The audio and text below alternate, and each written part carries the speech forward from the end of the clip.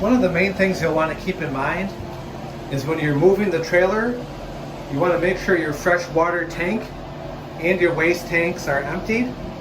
In order to drain the fresh water tank, you'll open up this valve and it'll actually drain the water outside. When you're filling up the fresh water tank, the line will actually comes in through here, and if you have this valve off and then turn this one on, this will allow water to go up and to fill your fresh water tank. You do have two backup systems in case the water gets too high. You have a float valve in here that will turn off the water automatically. If that for some reason malfunctions, this is the bypass line, so if the water gets too full, you will see it flowing out down outside the trailer at the bottom of the trailer. So this line needs to be turned on when you're filling the fresh water tank. When you're done filling it, you can turn it off. If you're going to use the fresh water tank to feed the system, you'll want to make sure that this line here is on, and this will take water from the fresh water tank and go into the system. More than likely though, you won't have to use the fresh water tank, so you can have both of those lines off, and as the water comes in from the outside, instead of going to the fresh water tank, you would turn this one on and the water would go through your pump and through the system. You'll want to make sure all of these are turned on when you're using the system, including your propane lines as well. All of your plumbing will have labels on it. We haven't put them on yet, but each label will have a number, and inside the owner's manual, which is behind me, you'll see a sheet that corresponds to a number, and you'll know which number corresponds to what part of the trailer. The one line that you're going to want to have off all the time will be this one. So keep this one in an off position. In the event that you're going to winterize the trailer and not use it during the winter, that would be when you would actually turn this on. So when you are going to winterize the trailer, we do have instructions in the manual, but along with those instructions, the idea is you'll want to pump antifreeze through the system, but you'll want to bypass the hot water tank. So in order to do that, you'll want to turn both of these off, and that'll prevent antifreeze from going into the system, and you'll want to turn this on. Once again, you'll only have this on and these two off when you're winterizing the trailer. In general though, keep this one off and you'll want to have those on. All of your electrical is clearly labeled as well. And then your breaker box will show you which part of the trailer they go to. Your lighting, air and fans, and your thermostat are all powered here. You can see I have the interior lights on. When it comes to using this trailer, if you're going to use it when it's cold outside, below freezing, two things you must do. One, you must have the trailer plugged in. Along with that, you'll want to make sure that the heaters are turned on. So once the trailer is plugged into electric, make sure that this mechanical room heater is turned on.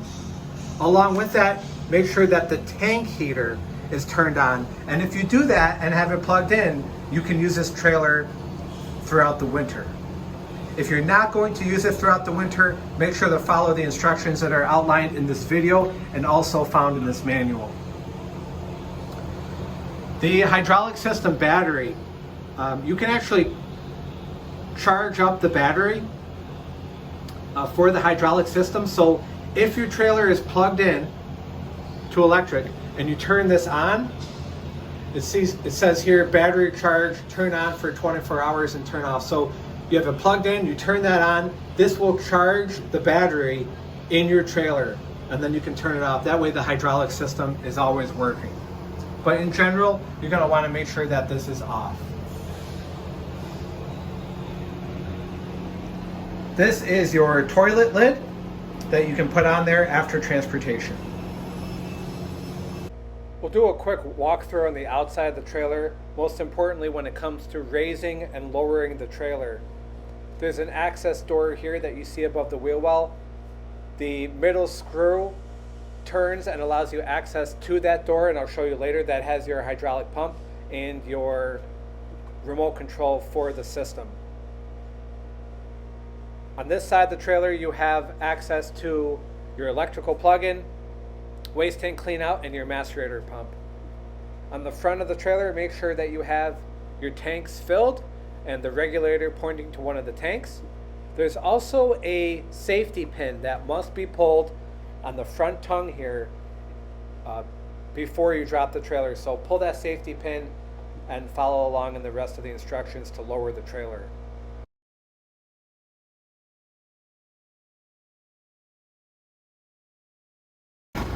The middle left screw on this plate should be turned, and that'll allow you to open up the access door to get to the hydraulic pump. Once you have the safety pin pulled, you can grab the remote here, and you can remove that from the battery. And there's also another remote here. And once you get to the desired location, you simply push the down arrow and the trailer will lower.